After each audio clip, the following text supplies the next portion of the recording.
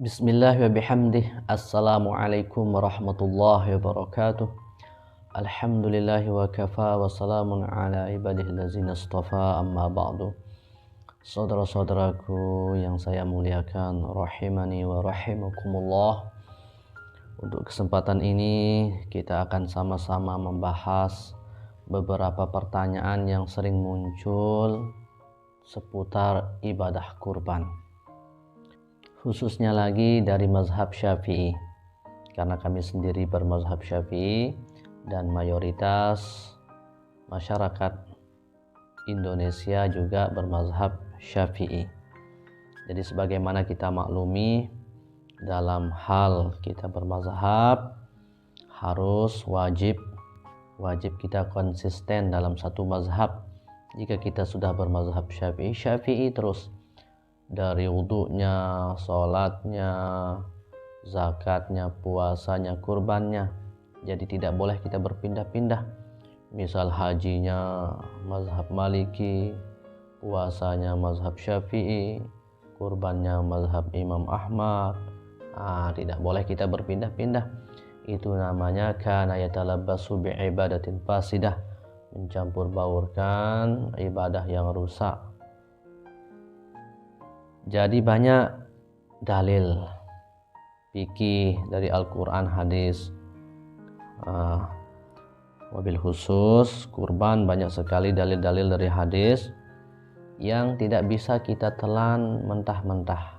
Artinya begitu kita dengar langsung kita simpulkan dengan diri kita sendiri apa maksud daripada hadis itu.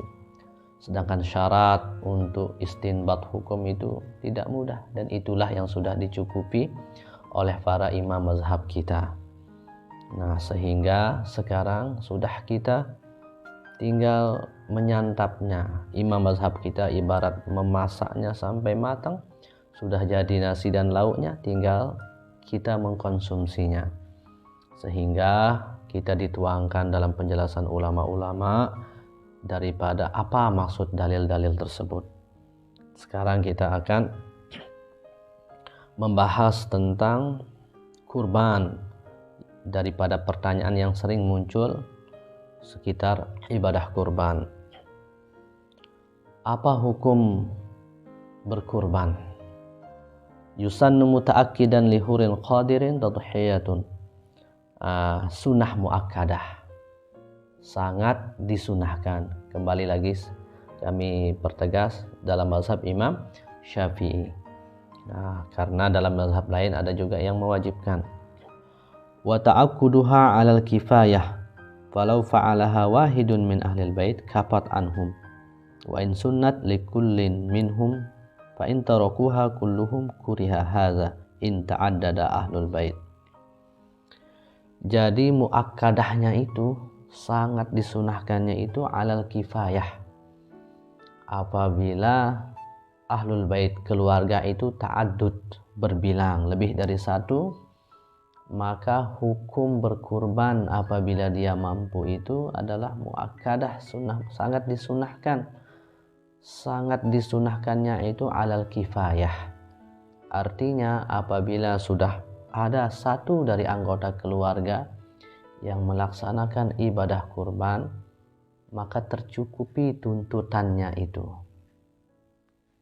Tercukupi tuntutannya itu sehingga dalam satu keluarga itu tidaklah makruh.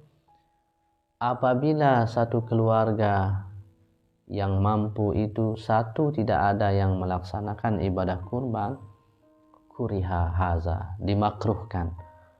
Makruh artinya ma yusabu ala tarkih wa la yu'aqabu ala fi'lih.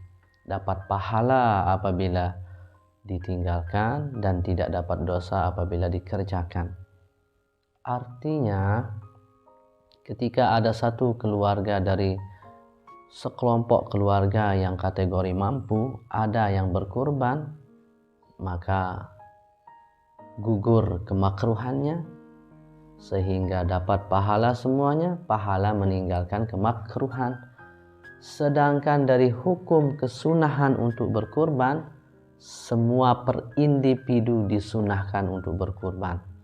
Sehingga sangat afdol kalau memang per individu keluarga itu mampu berkurban satu-satu kambing sama-sama satu, atau dengan patungan sesama keluarga 7 orang 1 ekor sapi.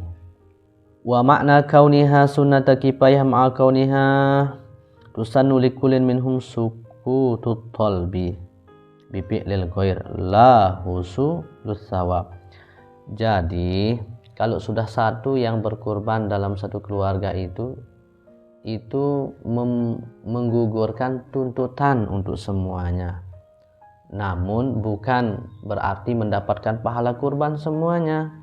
La husulus sawab liman lam yaf'al, tidak dapat pahala kalau tidak mengerjakannya. Wa fi tasrihim binudbiha likulli wahidin min ahlil bait. Dalam penjelasan ulama disunahkan setiap per individu dalam satu keluarga itu. Jadi kalau mampu semuanya sangat afdol per individu. Kemudian kalaupun satu keluarga besar itu sudah satu yang berkurban, maka gugur tuntutannya itu dalam arti tidaklah jatuh kepada hukum makruh satu keluarga itu. Namun jika menginginkan keutamaan pahala berkurban, maka hendaklah satu-satu daripada individu keluarga itu melaksanakan ibadah kurban. Pertanyaan yang kedua,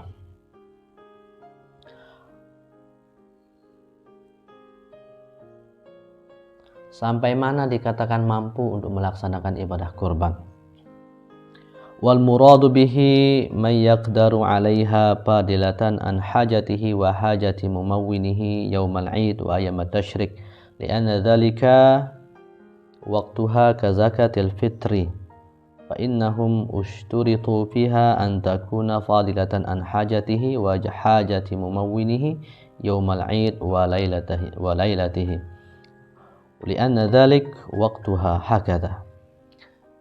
Jadi yang dikatakan mampu untuk melaksanakan ibadah kurban itu apabila memiliki harta lebih daripada bekal makan di hari raya Idul Adha dan hari tasyriknya 3 hari setelahnya untuk keluarga yang wajib dinafkahi, ada harta lebih yang mencukupi untuk membeli hewan kurban, itulah dikatakan mampu. Sama halnya dengan zakat fitrah. Batasan minimal untuk wajib mengeluarkan zakat fitrah apabila memiliki harta lebih daripada bekal makan di hari Idul Fitri dan malamnya itu untuk satu keluarga yang wajib dinafkahi, lebihnya itu maka wajib di zakat fitrahkan. Artinya apabila harta yang dimiliki itu sebatas hanya untuk bekal makan pada hari raya Idul Fitri dan malamnya untuk sekeluarga yang wajib dinafkahi, hanya itu, tidak ada lebihnya, maka tidak wajib zakat fitrah.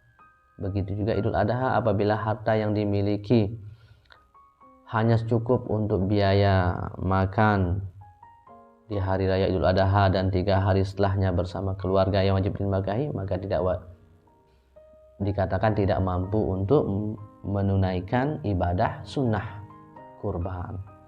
Jadi batasan minimalnya itu adalah ada lebih daripada biaya makan bersama keluarga yang wajib dinafkahi pada hari raya Idul Adha dan 3 hari setelahnya, kemudian lebihnya itu cukup untuk membeli hewan kurban, maka itu dikatakan kategori orang yang mampu untuk melaksanakan ibadah sunnah kurban. Pertanyaan yang ketiga,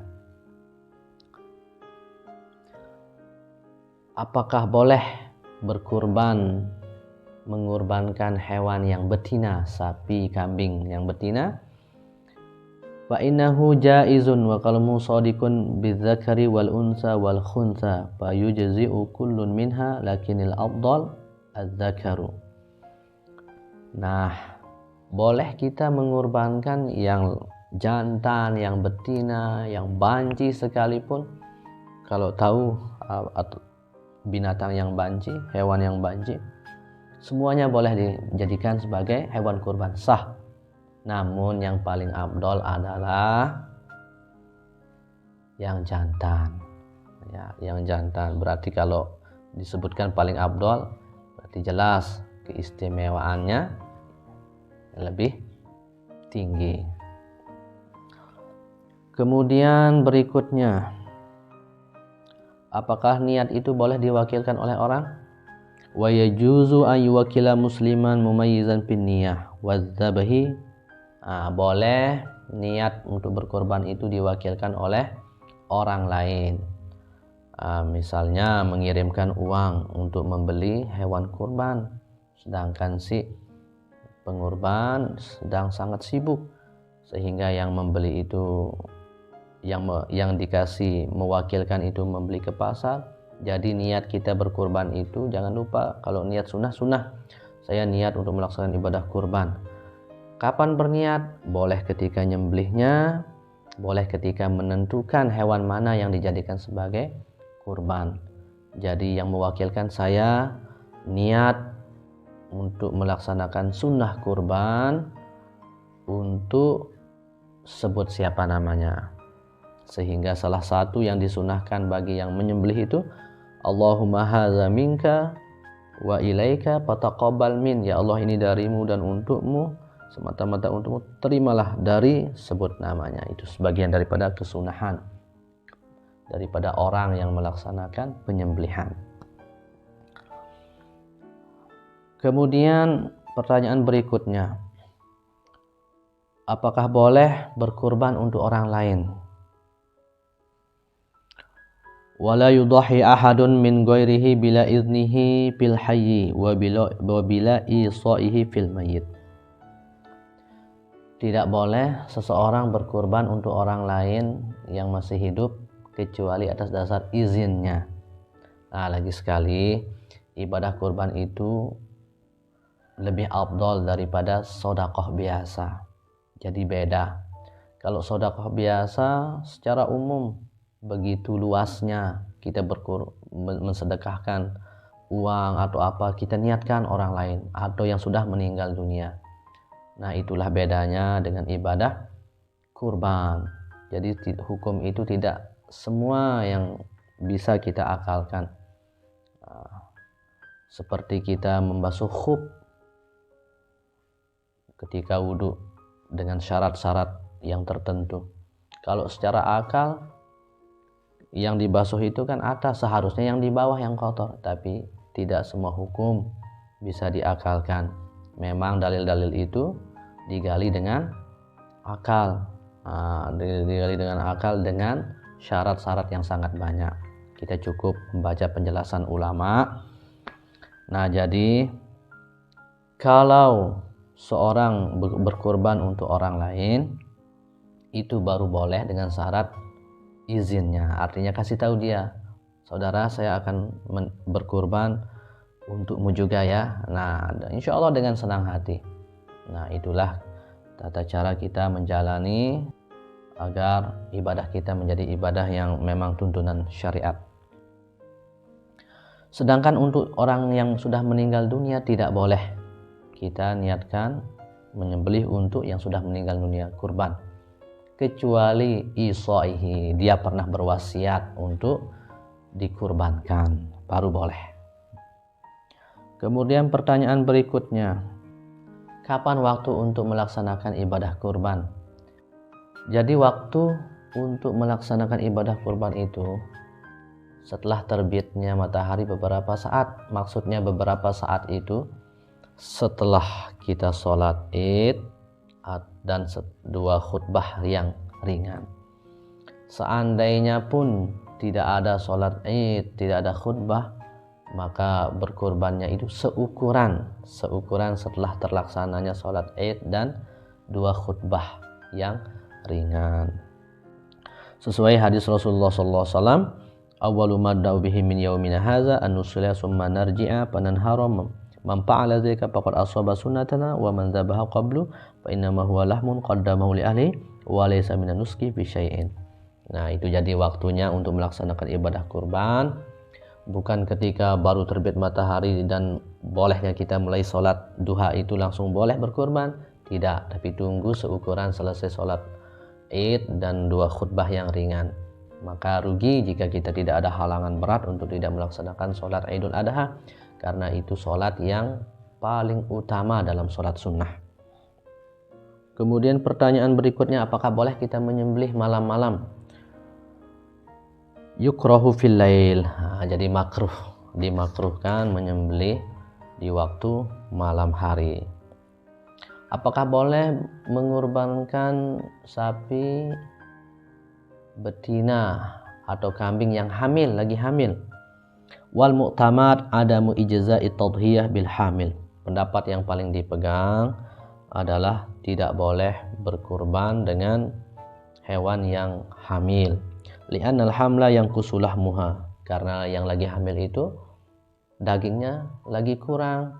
Dalam hadis Rasulullah SAW yang sudah kita bahas kemarin, di antara hewan yang tidak boleh dijadikan kurban kan yang kekurusan, yang tidak ada dagingnya atau hilang anggota tubuhnya. Nah, jadi di sini yang hamil itu lagi kurang dagingnya, jadi tidak boleh berkurban dengan hewan yang sedang hamil. Wallahu a'lam bishawab. Semoga ada manfaatnya untuk kita semua. Mohon maaf atas segala kekurangan. Wallahul muwaffiq wal hadi ila sabilir rasyad. Wassalamualaikum warahmatullahi wabarakatuh.